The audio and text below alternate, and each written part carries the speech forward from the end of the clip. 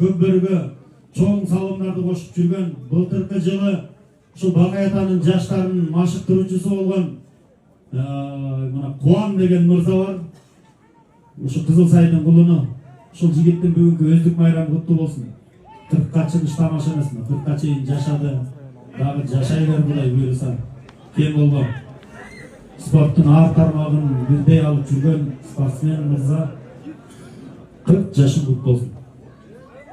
Эдилжандын такымында жүрөт дагы да болсо теке.